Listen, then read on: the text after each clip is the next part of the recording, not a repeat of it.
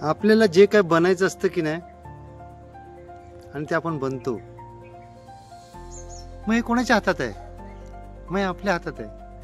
मला काय बनायचं ते उदाहरण देतो तुम्हाला मी. आपले वडील दारू पितात,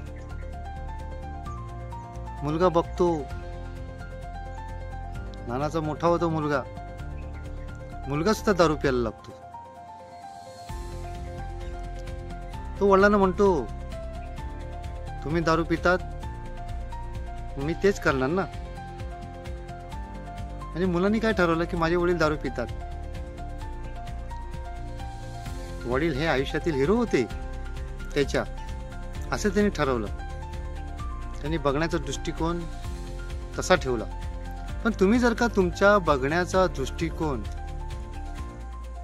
हा मोठा बनण्याचा ठेवलात, काहीतरी विशेष व्यक्ती बनण्याचा ठेवलात, तर गोष्ट तीच आहे. परंतु तुमचा बघण्याचा दृष्टिकोन, तुमचा चष्मा हा तुम्ही सुंदर लावलेला आहे. तुमचे मित्र, तुमचे नातेवाईक हे चांगले आहेत, व्यक्तिमत्वाचे दर्जेदार आहेत. त्यांच्या विचारांचा पगडा तुमच्यावर बसलेला आहे, ना की वडिलांच्या. तुम्ही असा विचार करताय, नाही माझे वडील दारू पितात, आयुष्यात मी या दारूच्या घोटाला स्पर्शही करणार नाही, काहीतरी बनवून दाखवीन. जे माझ्या वडिलांनी दारूमुळे जे नष्ट केलं,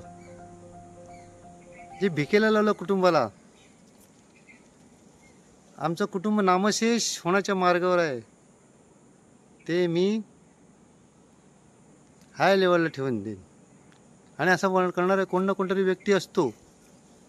मग तो मी का होऊ नये? आणि तो मीच आहे, मीच करून दाखवीन. जे गेलेलं आहे ते मिळून दाखवीन.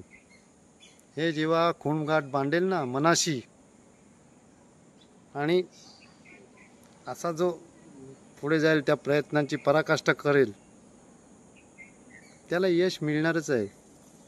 आणि आपल्या कुटुंबाचा नावलौकिक परत मिळणारच आहे.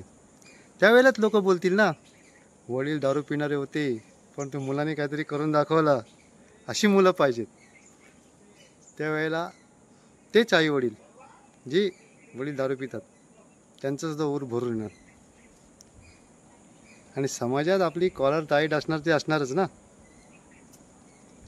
बघा, विचार बदली करायचा आहे आपल्याला, विचार घडवतात आपल्याला आणि आपण तसं बनत जातो. बघा, प्रयत्न करा.